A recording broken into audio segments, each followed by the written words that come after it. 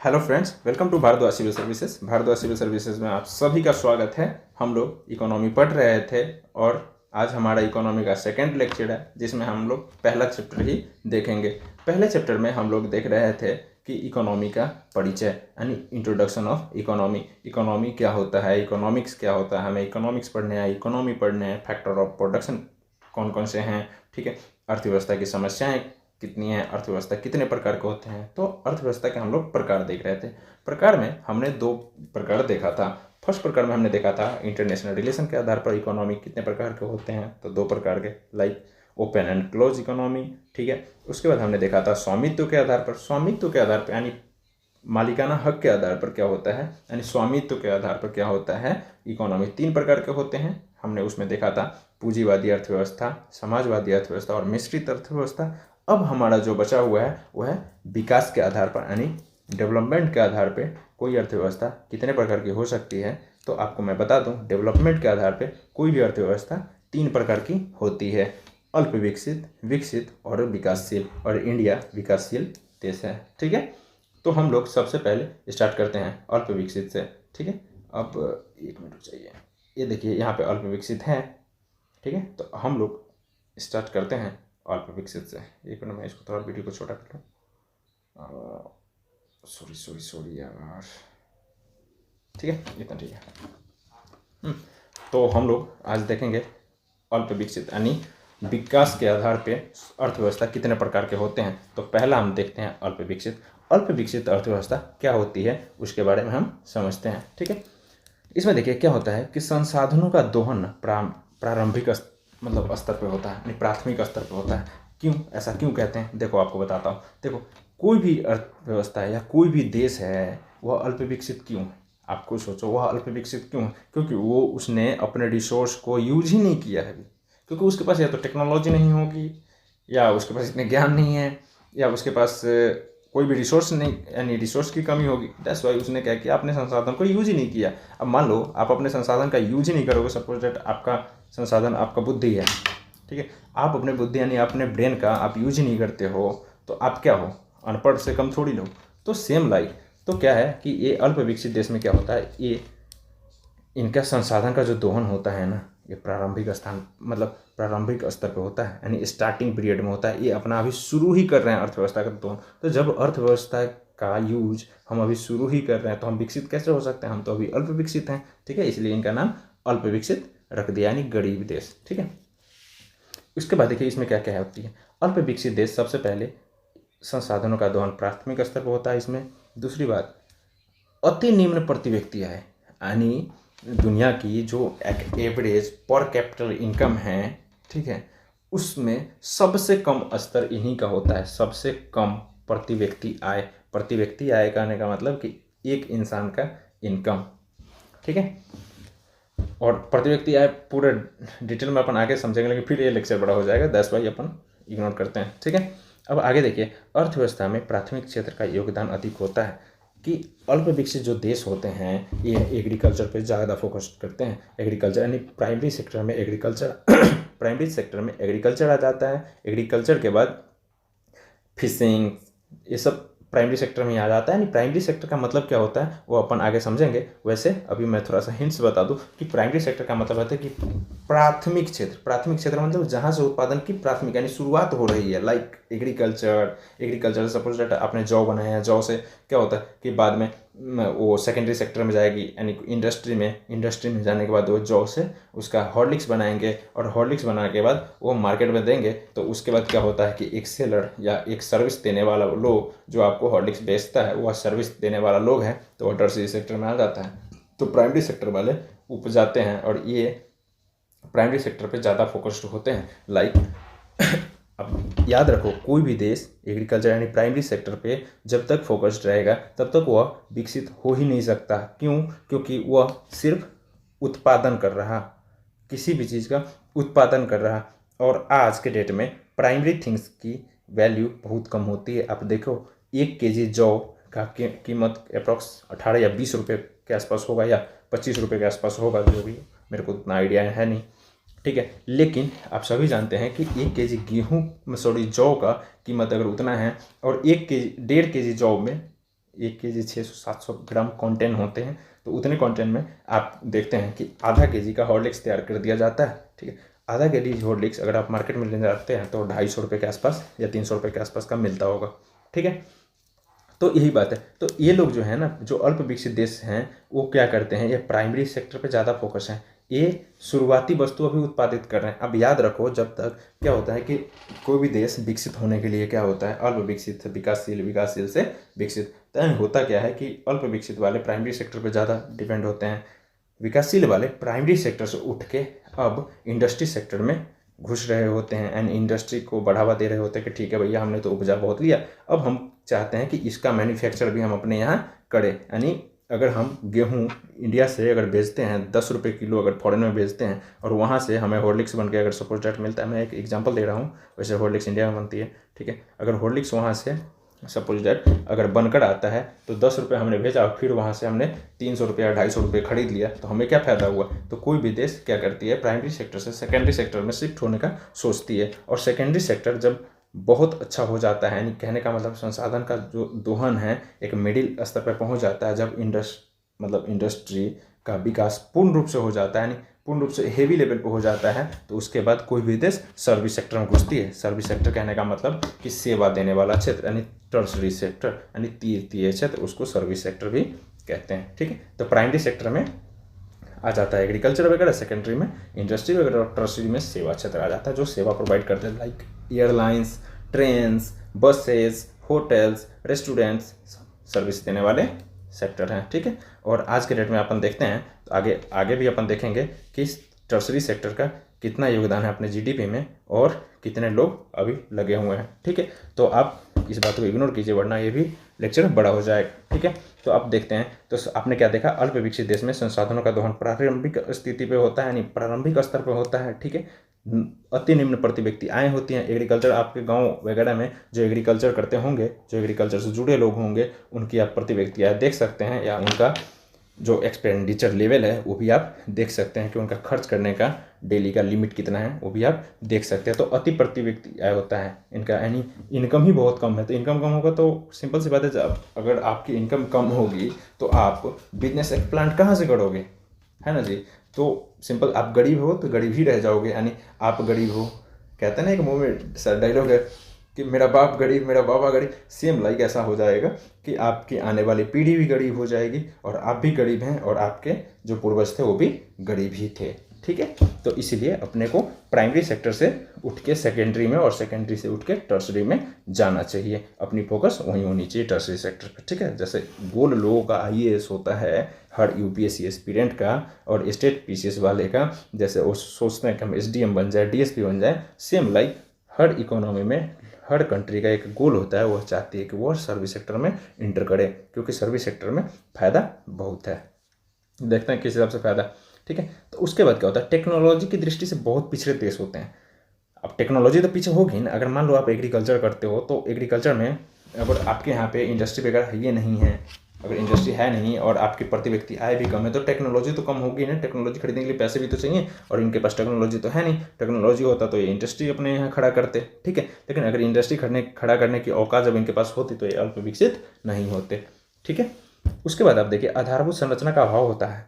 ठीक है, यानी बेसिक स्ट्रक्चर का अभाव होता है। बेसिक स्ट्रक्चर कहने का मतलब जैसे कि मान लो कोई भी आप काम करते हो, जैसे कि मान लो कंपनी, आप तब ना बैठा होगे जब वहाँ के जाने के लिए सड़कें होंगी। अब मान लो कंपनी में प्रोडक्शन तो हो रहा अभी, लेकिन प्रोडक्शन उस प्रोडक्टिव जो मान लो वहाँ से जो प्रोडक्शन हुआ, उस सामान को एक जगह से दूसरी जगह ले जाने के लिए आपको गाड़ी होनी चाहिए, अच्छी सड़क होनी चाहिए, प्रोडक्शन करने के लिए आपके पास बिजली होनी चाहिए, मतलब बहुत सारी बेसिक चीज़ें हो सकती है। तो एक बेसिक स्ट्रक्चर वही होता है, यानी आधार, किसी भी चीज़ को उत्पादन का एक आधार क्या हो सकता है, सेम। ठीक है, उसके बाद आप देखिए गरीबी और बेरोजगारी की उच्च दर होती है। आप अफ्रीकन कंट्री वगैरह में देखेंगे ना, तो आपको दिखेगा कि गरीबी का लेवल क्या है। आज भी लोग बहुत सारे, मैंने देखा है बहुत सारे ऐसे लोग वहाँ पे दिख जाएंगे आपको, जो खाने को आज भी तरसते हैं, अपनी बेसिक नीड को पूरी नहीं कर पाते हैं, जो अल्प विकसित देश हैं, क्योंकि सबसे ज़्यादा विकसित देश वहीं हैं। ठीक है, तो गरीबी एवं बेरोजगारी का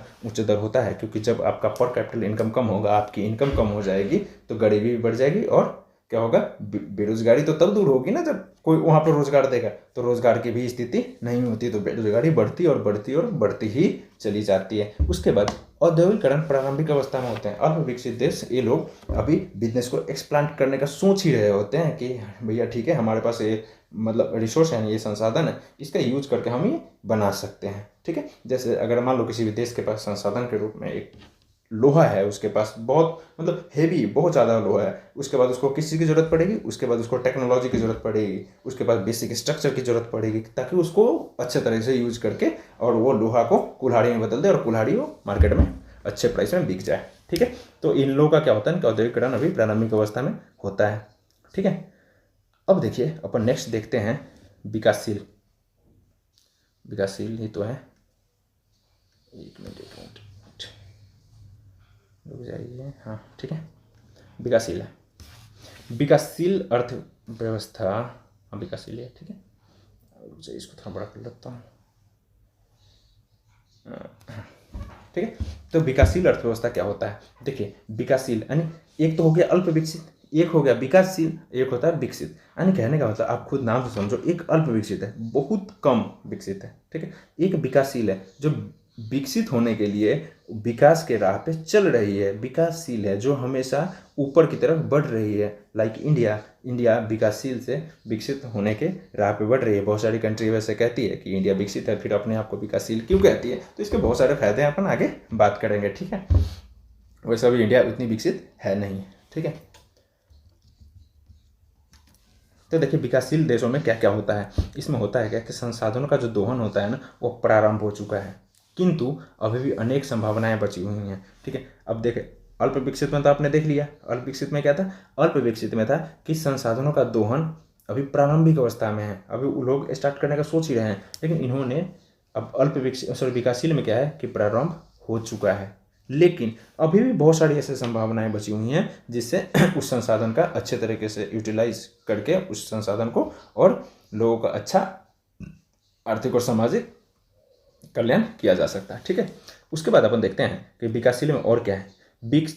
प्रति व्यक्ति आय अंतर्राष्ट्रीय मानकों से कम होता है। देखो क्या होता है, मैं आपको यहाँ पर डाटा दे देता, लेकिन प्रॉब्लम क्या है कि इन डाटा बदलते रहते हैं। ठीक है, तो आप एक बार देखना कि वर्ल्ड का पर कैपिटल इनकम जो है, वर्ल्ड पर कैपिटल इनकम, एक एवरेज पर कैपिटल इनकम कितनी है। ठीक है, लेकिन विकासशील इसलिए कहा जाता है इनको क्योंकि यह जो है एक एवरेज, मान लो ये जो है एक एवरेज जितना पर कैपिटल इनकम दुनिया की है उससे ये कम होते हैं, दैट्स वाई ये विकासशील अपने आप को कहते हैं। ठीक है, और विकसित, विकासशील, अल्प विकसित यह कोई और मतलब घोषित नहीं कर सकता, यह देश खुद ही बताती है कि मैं विकसित हूँ, मैं विकासशील हूँ या मैं अल्प विकसित हूँ। ठीक है, अल्प विकसित होने के भी बहुत सारे फायदे हैं, विकासशील कहने के भी बहुत सारे फायदे हैं, और विकसित कहने के भी अपने अलग अलग इन लोगों के फायदे हैं। ठीक है, तो देखिए तो विकासशील में, अल्प विकसित में देख लिए कि वो तो अल्प विकसित है और विकास करने का वो सोच रही है। ठीक है, विकासशील में विकास कर रहा है, लेकिन अभी भी संभावनाएं बची हुई है कि और विकास किया जा सकता है। ठीक है, अब इसमें क्या होता है, वहाँ पे तो बिल्कुल रूप से तकनीकी का अभाव था, हाँ था ना, लेकिन यहाँ पे आधुनिक तकनीक का अभाव, इनके पास थोड़ा मोड़ा टेक्नोलॉजी तो है। ठीक है, पुरानी टेक्नोलॉजी इनके पास है, लेकिन अभी जो चाहिए, जो अभी यानी मान लो आप करेंट पीरियड का जो टेक्नोलॉजी स्तर है वो इनको तो चाहिए अब, लेकिन ये इनके पास होता नहीं। इनके पास मतलब तकनीकी तो है, लेकिन जो तकनीकी अभी दुनिया के विकसित देश यूज कर रहे हैं वह तकनीकी इनके पास नहीं है, और अल्प विकसित में तो बिल्कुल तकनीकी नहीं थी, तो यहाँ पे थोड़ी मोड़ी रहती है, लाइक इंडिया। ठीक है, अब उसके बाद देखते हैं कि सुदृढ़ आधारभूत संरचना की कमी होती है। सुदृढ़ आधारभूत यानी कहने का मतलब क्या होता है, सुदृढ़ है, सुदृढ़ कहने का मतलब, देखो शब्द तो बड़ी उल्टा है, लेकिन इसका मतलब अगर आप सीधे सीधे समझे तो आपको मैं बताता हूँ कि जो बेसिक स्ट्रक्चर है ना, बेसिक स्ट्रक्चर जैसे मैंने आपको बताया, हर एक चीज़ की बेसिक स्ट्रक्चर होती है। लाइक एक घर बनाते हैं तो घर के नीचे पहले आप उसका बेस बहुत बढ़िया देते हैं, बेस बढ़िया देने से क्या होता है कि घर मजबूत रहती है। अगर आप बेस बढ़िया नहीं देते तो आने वाले टाइम में, एक लिमिट टाइम में क्या होता है कि आपका घर गिर सकता है, चाहे भूकंप की छोटा झटका हो या बाढ़ की थोड़ी सी लहर हो। ठीक है, तो क्या है, सुदृढ़ आधारभूत संरचना की कमी होती है, यानी बेसिक स्ट्रक्चर जो होनी चाहिए वह नहीं होती है। वहाँ पे तो बिल्कुल अभाव है, लेकिन यहाँ पे सुदृढ़ नहीं है, यानी जो बेसिक स्ट्रक्चर जैसी होनी चाहिए अभी वैसी नहीं है। यानी लोगों, यानी कहने का मतलब ये है कि यहाँ पे एक्सपेक्टेशन आपकी जो है उस एक्सपेक्टेशन को फुलफिल तो नहीं कर रही, लेकिन बेसिक स्ट्रक्चर है, ठीक है। जिस हिसाब से होनी चाहिए उस हिसाब से नहीं है, क्योंकि उस हिसाब से होते तो हम विकसित होते, उस हिसाब से नहीं है, लेकिन है, ठीक है। तो इस चीज़ को आप ध्यान रखिएगा। उसके बाद क्या है कि औद्योगिकरण की प्रक्रिया में विभिन्न संभावनाएं अभी विद्यमान हैं, ठीक है। ये कह रहा है कि अभी इंडस्ट्री को ओपन करने के लिए अभी बहुत सारी ऐसे संभावनाएं हैं जो विकासशील देशों के पास अवेलेबल है। विकासशील देश अभी भी विकसित हो सकते हैं, क्योंकि अभी इंडस्ट्री के, देखो इंडस्ट्री में भी यह पूर्ण रूप से इंडस्ट्रियलिस्ट तो बन नहीं पाए हैं, क्योंकि इंडस्ट्री क्या होता है कि विकासशील देशों में इंडस्ट्री तो होती है, लेकिन उस लेवल की इंडस्ट्री, क्योंकि इनका तो फोकस एरिया ही होता है इंडस्ट्री, क्योंकि इंडस्ट्री सेक्टर में जाएंगे उसके बाद ही टर्शरी सेक्टर में जाएंगे। कुछ कंट्री ऐसी होती है जैसे अमेरिका लाइक, तो एक क्या कहते हैं प्राइमरी सेक्टर से डायरेक्ट टर्शरी सेक्टर में घुस जाते हैं। लेकिन इंडस्ट्री, इंडिया जैसे कंट्री के लिए इंडस्ट्री क्यों जरूरी है अपन आगे डिस्कस करेंगे, ठीक है। लेकिन यहाँ पे क्या होता है कि औद्योगिकरण यानी इंडस्ट्री को बढ़ाने की अभी बहुत सारी संभावनाएं विकासशील देशों में बची होती है। लाइक अभी रिसोर्स ही बचा हुआ है, तो सिंपल सी बात है ना, संभावनाएं भी बची हुई हैं, ठीक है। अब रिसोर्स खत्म तो संभावनाएं खत्म। अब ये आ जाता है विकसित। विकसित अर्थव्यवस्था में क्या होता है, देखिए आपको दिखाता विकसित है ना, ठीक है। विकसित अर्थव्यवस्था, एक मिनट इसको सेट कर ले, ठीक है। विकसित अर्थव्यवस्था, तो विकसित अर्थव्यवस्था में क्या होता है कि संसाधनों का जो दोहन है ना वह अधिक हो चुका है। आपको बताता हूँ, सपोज डैट 1 kg गेहूं में, मतलब सपोज डैट 1 kg जौ में यानी एक ब्रेड का पैकेट बनता है, ठीक है। मान लो वो ब्रेड के पैकेट का कीमत 40 रुपये है और 1 kg जौ का कीमत 15 रुपये है ना। तो क्या करती है कि इंडस्ट्री पहले क्या करती है कि आप जौ उगाए, प्राइमरी सेक्टर में जौ उग गया। अब यह जाएगी, पहले से प्राइमरी सेक्टर हो गया ये, ठीक है। अब आता है ये सेकेंडरी सेक्टर यानी औद्योगिक क्षेत्र में।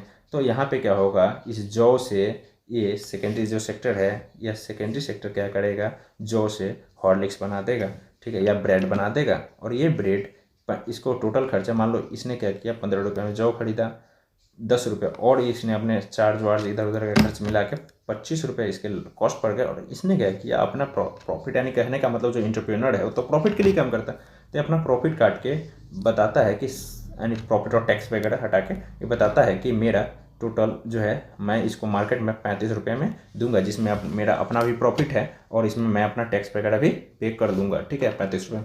अब ये क्या होता है कि 35 रुपये का चीज़, ये ब्रेड पहुंचता है सर्विस सेक्टर के पास, यानी रेस्टोरेंट में मान लो पहुंचता है। तो ब्रेड को वो क्या करते हैं कि टोस्ट के रूप में उसको बना के 35 रुपये के ब्रेड में वो 300 रुपये कमाते हैं। तो टर्सरी सेक्टर यानी सर्विस सेक्टर वाले क्या करते हैं, प्राइमरी सेक्टर के थिंग्स को उठा के टर्सरी सेक्टर में ले जाते हैं और टर्सरी सेक्टर में उसको अपने हिसाब से यूज करते हैं। और मान लो प्राइमरी सेक्टर वाले को कितना मिला, 10 रुपये मिला, इसको कितना मिला, 300 रुपये ना मिल गया।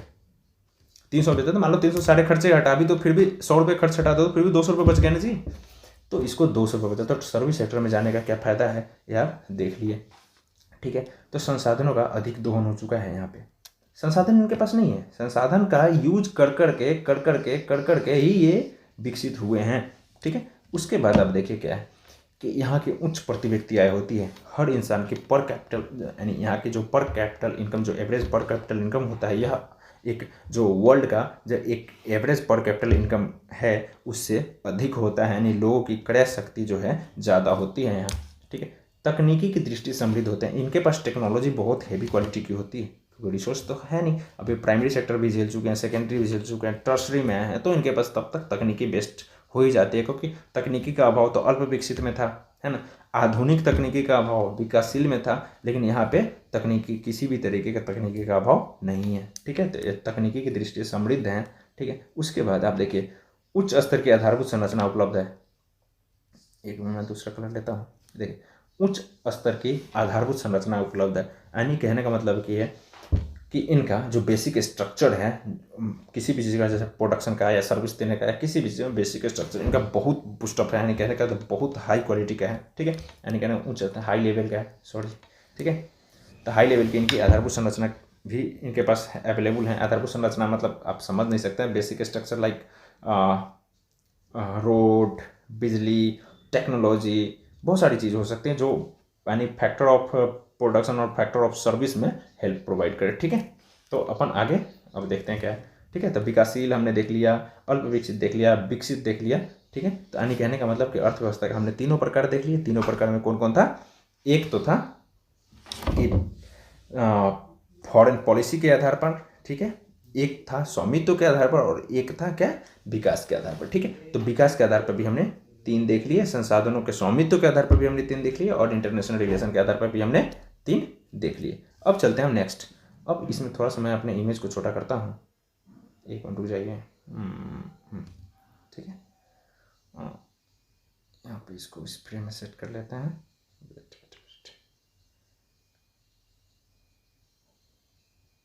ठीक है, खैर रहने दीजिए, ठीक है। अब देखिए मुख्यतः, अब ये यहाँ पे कहता है, अब यहाँ ये कहता है कि मुख्यतः किसी भी आर्थिक क्षेत्र को 3 भागों में बांटते हैं, प्राइमरी सेक्टर, सेकेंडरी सेक्टर और टर्शरी सेक्टर। अब आपने देखा कि मैंने आपको बताया कि प्राइमरी क्या है, सेकेंडरी क्या है, टर्शरी क्या है, मैंने आपको बता दिया, लेकिन फिर भी यहाँ पे एक बार देख लीजिए, ठीक है। कहता है कि प्राइमरी क्षेत्र, प्राथमिक क्षेत्र क्या होता है? प्राकृतिक संसाधनों की सहायता से उत्पादन किया जाता है, प्राकृतिक संसाधनों की सहायता से यहाँ पे उत्पादन किया जाता है। जैसे कि मान लो प्राकृतिक संसाधन क्या है? जैसे कि आपकी ज़मीन, भूमि है, उसको यूज करके वहाँ पे जौ उगाना, ठीक है। कच्चे माल की आपूर्ति का स्रोत है ये। कच्चे माल, जैसे कच्चे माल आप जौ दे रहे हैं, कच्चा ही माल है ना, उसके बाद ब्रेड बना तो ब्रेड के लिए तो कच्चा ही माल है, ठीक है। कच्चे माल की आपूर्ति का स्रोत प्राइमरी सेक्टर ही होता है। उसके बाद वर्तमान में भारतीय अर्थव्यवस्था में सबसे कम भूमिका इसी की है, एवं कृषि एवं सहायक क्षेत्र जैसे मत्स्य पालन यानी फिशरीज वगैरह इसी में आते हैं, ठीक है।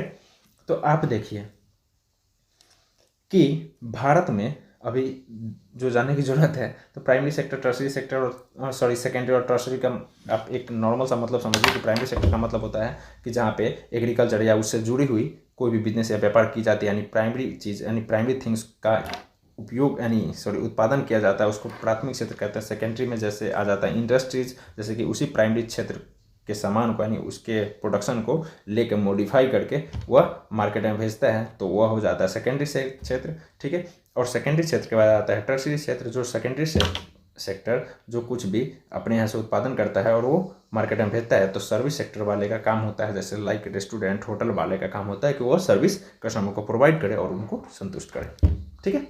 तो अपन देखते हैं प्राइमरी सेक्टर में इंडिया में अभी टोटल 42% लोग लगे हुए हैं प्राइमरी सेक्टर में, यानी एग्रीकल्चर और उससे जुड़े हुए जो भी हैं, जैसे लाइक फिशरीज वगैरह, तो उसमें अभी 42% लोग वर्क कर रहे हैं, ठीक है।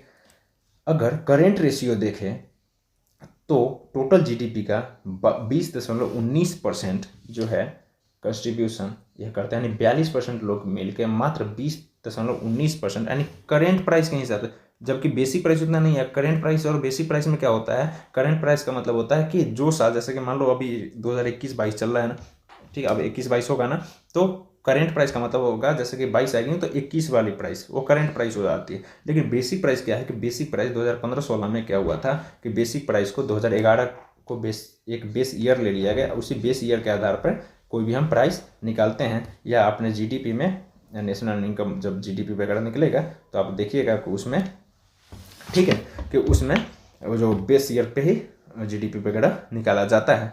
बेस ईयर हम क्यों लेते हैं सो भी आपको मैं बताता हूँ। देखो करेंट ईयर और बेस ईयर में अंतर क्या होता है कि करेंट ईयर पे हम लोग कभी भी जीडीपी वगैरह का गणना नहीं करते। क्यों नहीं करते हैं? क्योंकि देखो अब कभी कभी आप सुनते होगे कि प्याज का रेट बहुत बढ़ गया, ठीक है, 100 रुपये 80 रुपये चला गया ना, तो क्या होगा कि मार्केट से ज़्यादा पैसा निकलेंगे, तो क्या होगा कि जैसे कि अगले साल जब हम जब इकोनॉमी सर्वे करेंगे और हम करेंट ईयर का प्राइस देखेंगे तो आपको पता चलेगा कि किसी ईयर तो महंगाई आसमान छू गई और किसी ईयर तो आपको पता चलेगा कि इतनी सस्ती हो गई कि कोई पूछ नहीं रहा। या कभी कभी आपको देखने को यह मिलेगा, अगर ऐसा होता है तो, एक मिनट रुक जाइए आप लोग, सॉरी कुछ टेक्निकल इशू आ रही।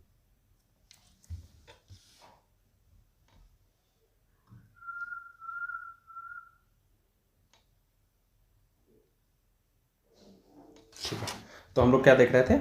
हम लोग देख रहे थे प्राइमरी सेक्टर। तो इसमें ये मैं बता रहा था कि करेंट ईयर और बेस ईयर क्या होता है। देखो करेंट ईयर का मतलब ये होता है कि जैसे कि अभी 2021-22 चल रहा है, ठीक है, तो 2021-22 का करेंट ईयर पे अगर हम कुछ निकालते हैं, जैसे लाइक जीडीपी वगैरह निकालते हैं, ठीक है, या जीडीपी में कितना कंट्रीब्यूशन वगैरह है, तो ये अगर हम निकालते हैं तो करेंट ईयर का मतलब ये होता है कि जो साल अभी चल रही है उसके पिछले साल के मूल्य के आधार पर गणना की जाती है। अब बताओ कि पिछले साल ये भी हो सकता है ना कि पिछले साल किसी चीज़ का रेट बहुत ज़्यादा हाई हो, किसी चीज़ का रेट बहुत ज़्यादा कम हो, तो इससे क्या होगी, अर्थव्यवस्था में विचलन की स्थिति आ जाएगी, यानी अर्थव्यवस्था का सही पता हमें नहीं चल पाएगा कि अभी हमारी अर्थव्यवस्था किस रूप में है। ठीक है, यानी महंगाई ज़्यादा है या या मान लो सस्ती है मार्केट, ये सब हमें पता नहीं चलेगा। इसलिए हम लोग क्या करते हैं, यानी उसमें देखोगे डाइवर्जन बहुत ज़्यादा बनता हुआ दिखेगा, क्योंकि हो सकता है कि इस साल मान लो कोई सामान सस्ती है तो डाइवर्जन डाउन होगा, और मान लो अगले साल अगर यही सामान महंगा हो जाता तो डाइवर्जन अप होगा, जिससे इकोनॉमी की सही स्थिति का पता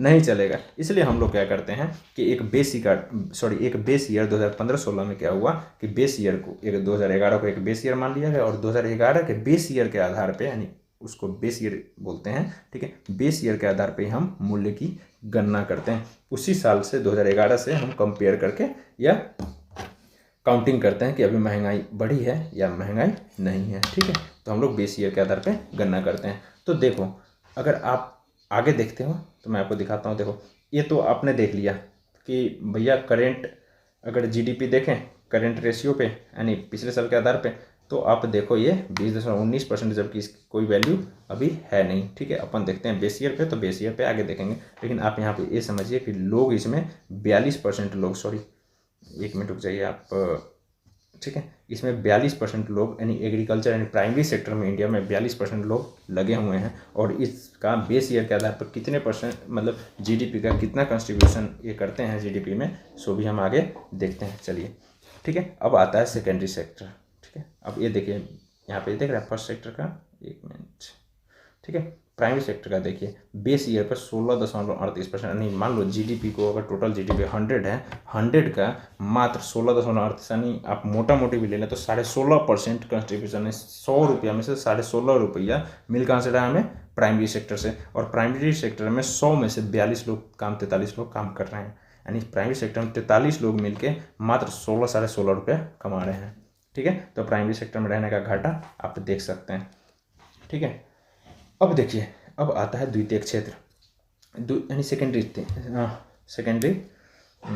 क्षेत्र। ठीक है, तो इसको अपन देखते हैं। सेकेंडरी क्षेत्र में क्या होता है कि प्राथमिक क्षेत्र से प्राप्त कच्चा माल एवं मशीन की सहायता से उत्पादन करके, यानी विनिर्माण या निर्माण करके उसको बेचना, यानी सर्विस सेक्टर को प्रोवाइड करना, यही होता है। देखो, कहने का मतलब क्या है कि मैंने आपको बताया कि प्राइमरी सेक्टर से जो भी वस्तुएं हमें मिलती हैं, उन वस्तुओं को इंडस्ट्री में क्या होता है, उसको मॉडिफाई कर दिया जाता है, या मान लो उसको और कुछ मिक्स करके और बेहतर बना के उसको सर्विस के लिए सर्विस सेक्टर वाले को दे दिया जाता है। ठीक है, तो सेकेंडरी सेक्टर का काम क्या होता है कि प्राइमरी सेक्टर से वस्तु ले और उसको थोड़ा सी मॉडिफिकेशन के साथ बना के, या उसकी कोई अलग वस्तु बना के टर्शरी सेक्टर को प्रोवाइड करे। तो प्राइमरी सेक्टर और टर्शरी सेक्टर के बीच में एक मीडिएटर का काम सेकेंडरी सेक्टर करता है। ठीक है, अब देखो सेकेंडरी सेक्टर में भी रहने के फायदे, प्राइमरी सेक्टर से तो जरूर ज़्यादा फायदा है। देखो, सेकेंडरी सेक्टर में इंडिया में 26% लोग लगे हुए हैं। देखो, प्राइमरी सेक्टर में 42-43% लोग थे, यहाँ पे 26% लोग लगे हुए हैं। और बेस ईयर के आधार पर देखें तो सेकेंडरी सेक्टर का टोटल जीडीपी का 29.34% कंट्रीब्यूशन, यानी 26 लोग मिलके यहाँ पे 29 रुपये कमा रहे हैं, वहाँ पे 42 लोग मिलके 17 रुपये कमा रहे थे। अब टर्शरी सेक्टर देखते हैं। टर्शरी सेक्टर में क्या है, प्राथमिक और द्वितीय क्षेत्र के मध्य संयोजन का कार्य करता है, जैसे शिक्षा, बैंकिंग, परिवहन वगैरह, यह टर्शरी सेक्टर में आते हैं, जो आपको सेवा प्रोवाइड करते हो टर्शरी सेक्टर में आते हैं। टर्शरी सेक्टर में मात्र टोटल 32% लोग लगे हुए हैं, और जीडीपी में इनका कंट्रीब्यूशन 54% का है। यानी कहने का मतलब है कि प्राइमरी सेक्टर में 43 लोग मिलकर मात्र 16.5 रुपये कमा रहे हैं।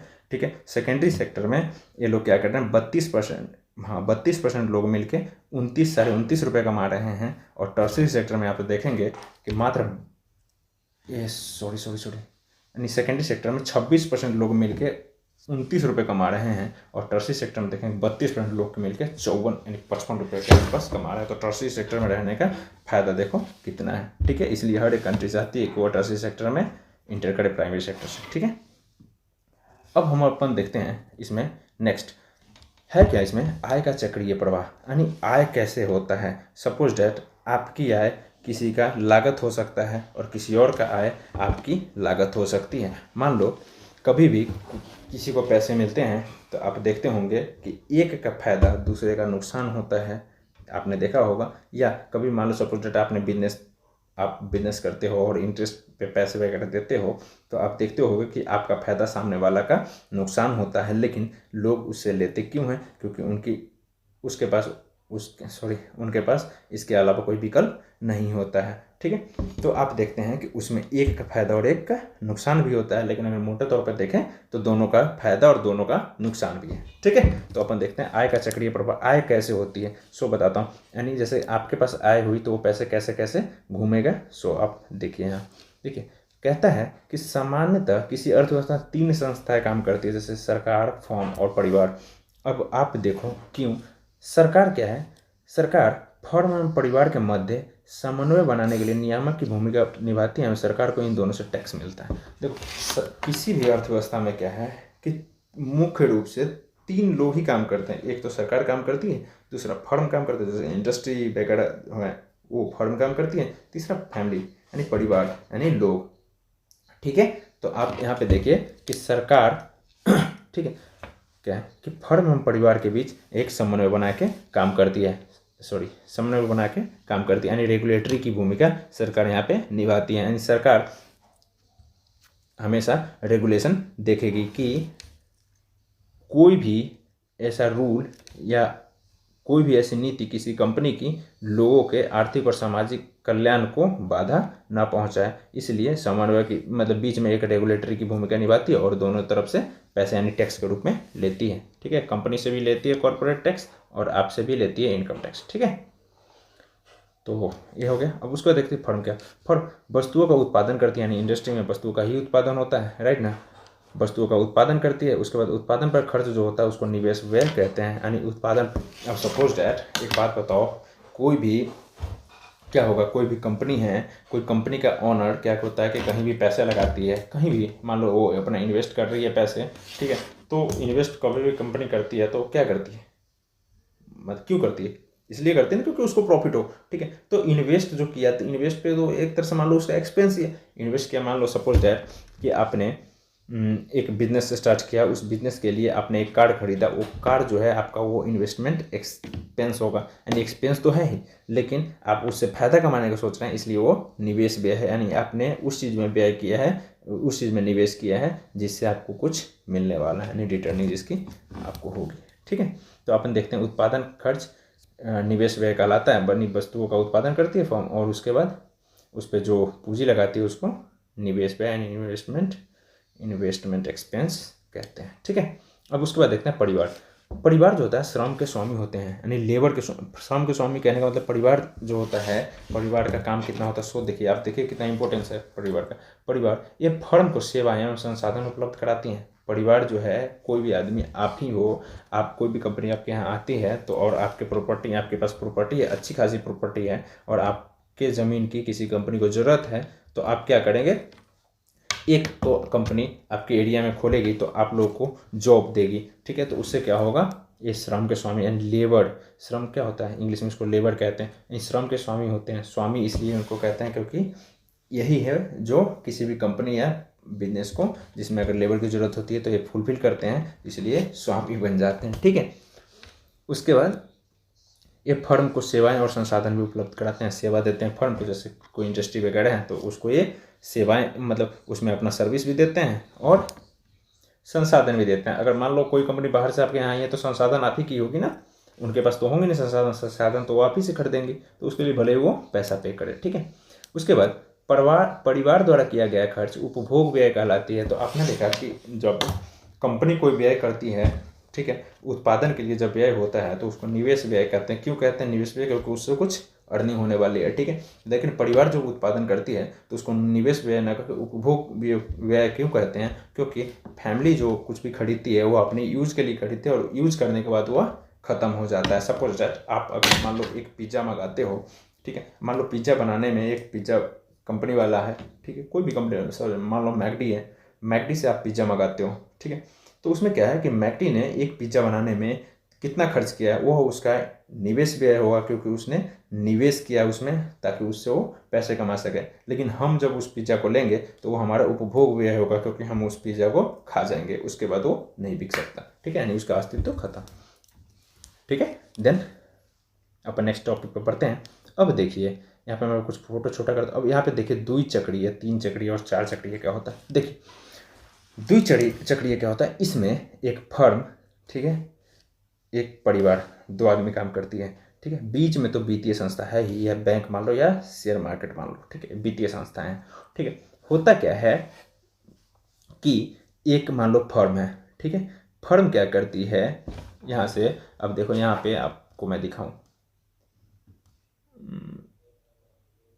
फर्म क्या है, ये देखिए निवेश व्यय, यानी निवेश करती हैं परिवार, मान लो परिवार से या किसी भी इंडियन से, मान लो अगर यहाँ पे कोई कंपनी आती है तो क्या होता है, परिवार से कोई संसाधन खरीदती है तो उसके लिए वो निवेश करती है। ठीक है, तो यह कंपनी का निवेश व्यय हो जाता है एवज में।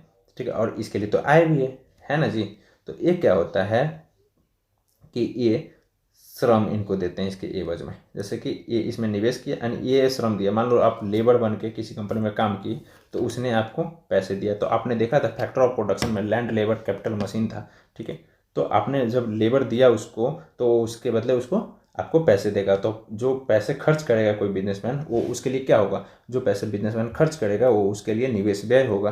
तो क्या होता है कि एक परिवार जब अपना श्रम फर्म को देती है तो फर्म उसको निवेश, मतलब उसको पैसे देता है, वह फर्म के लिए निवेश व्यय है, और परिवार इसको श्रम देता है इसके बदले। ठीक है, उसके बाद क्या होता है कि फर्म, जो फर्म है यह क्या होता है कि वस्तुओं का उत्पादन करती है और परिवार को बेचती है, और परिवार क्या होता है, परिवार इससे, मतलब परिवार से ये आय लेती है। ठीक है, यानी कहने का मतलब ये है कि एक मिनट रुक जाइए, मैं इसको कलर चेंज करता हूँ।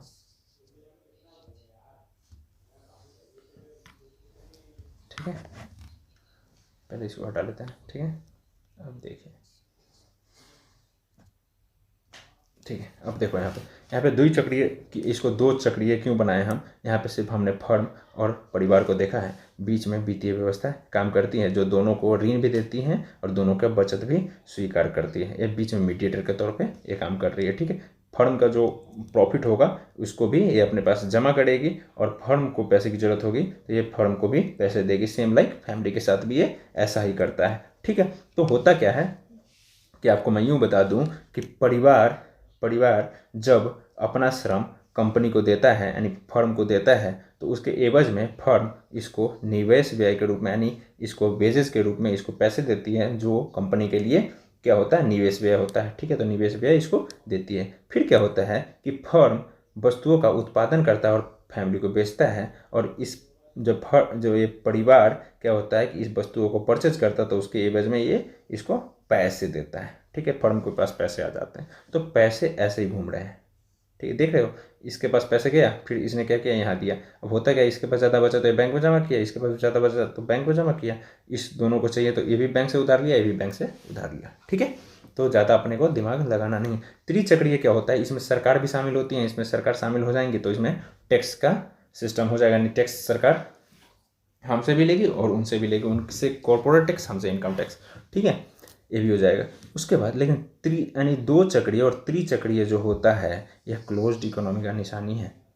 आपको मैं एक मिनट चाहिए, जैसे कि 2 सर्किल है और 3 सर्किल जो होता है यह दोनों क्लोज्ड इकोनॉमी है।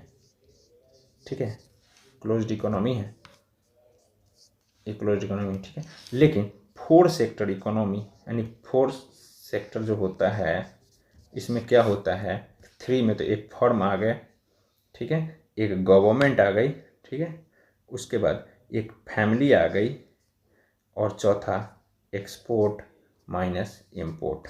ठीक है, यानी एक मिनट चाहिए, इधर दिखाता हूँ, कोई नहीं। ठीक है, तो 2 चक्री में एक मिनट,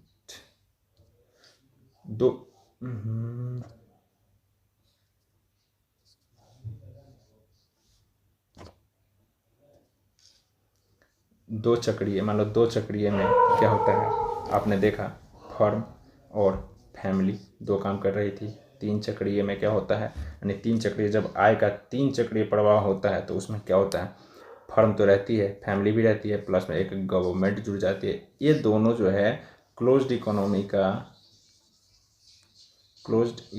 का लक्षण है, ठीक है।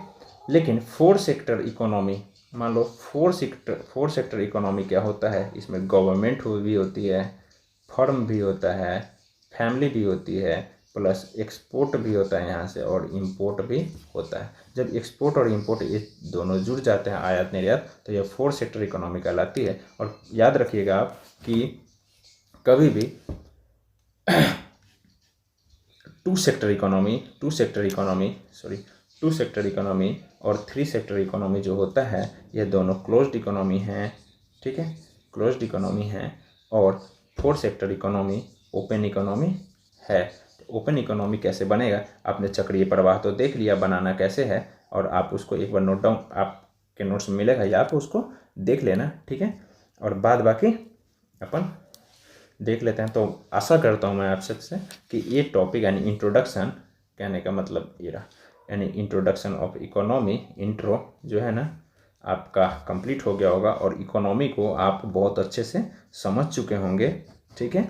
अब हम लोग नेक्स्ट लेक्चर में नेशनल इनकम हम लोग लेकर मिलेंगे, ठीक है। नेशनल इनकम हम लोग लेकर आएंगे, और नेशनल इनकम थोड़ा लंबा तो नहीं है, अगर पढ़ाने को तो मैं आधा घंटा में ख़त्म कर दूं, लेकिन मुझे तो पढ़ना नहीं है, पढ़ना आप सभी को है। तो आप लोग थोड़ा पेशेंस रखिएगा, क्योंकि अपना जो है क्लास है यह सिविल सर्विस के लिए चल रही है, इसलिए हम लोग छोटी से लेकर बड़े से बड़े बातों पे उन सभी बातों को ध्यान में रखेंगे जो एग्ज़ाम के पर्सपेक्टिव के हिसाब से इम्पोर्टेंट है, ठीक है।